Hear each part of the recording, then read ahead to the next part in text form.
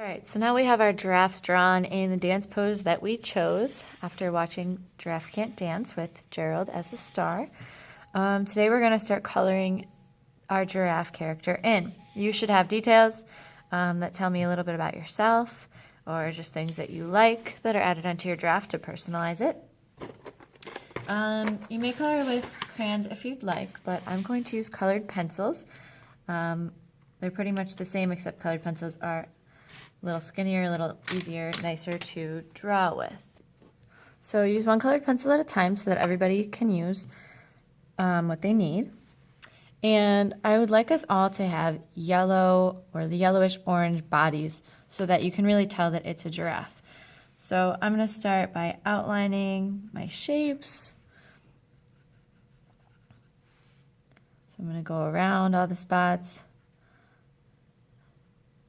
Make a nice little border outline, and then I would go back and fill in the spaces in between. Okay, for the spots, you guys are going to be allowed to do any color you want. Real giraffes have yellow bodies with brown spots, like this one. But if you want a giraffe with rainbow spots, you go ahead and do that. So I think that's what I'm going to try this time. Maybe I'll do a pink one here. And remember, you always outline your spot, or whatever shape you're coloring. Good coloring techniques, you outline your shape first, so you get a nice careful border. Take your time. And then you can go in and more freely fill in your space, being very careful not to go outside the lines. Notice how I'm coloring in one direction. I'm going up and down, back and forth in one direction so that all my coloring lines are going the same way, looking nice and neat. Because if I went all different directions, that would leave lots of white spaces. It would look very messy, especially if I didn't outline it first. That is not what we want to do. If you do that, you can still fix it.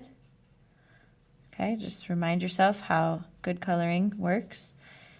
Outline your shape. Try to stay inside the lines. And then color it all in.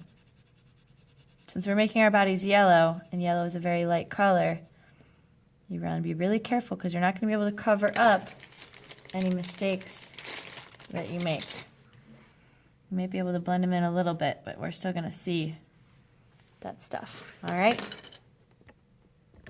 After you've colored in your entire giraffe, which I have not yet, I still need to do that, but after you have, you're going to take a black marker and you're going to outline it to make it look nice and neat.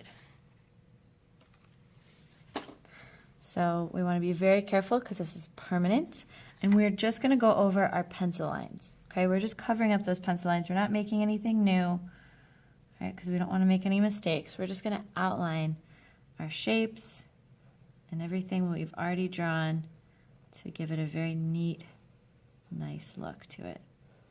So I'm carefully and slowly outlining everything in my giraffe, and yours would be all colored in.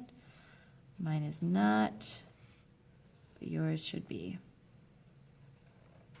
And eventually it will be finished and beautiful with lots of different colors, designs. Make sure it's nice and neat.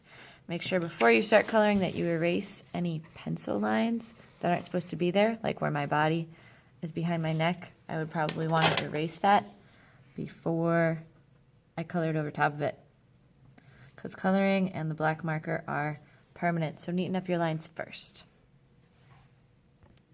Happy coloring!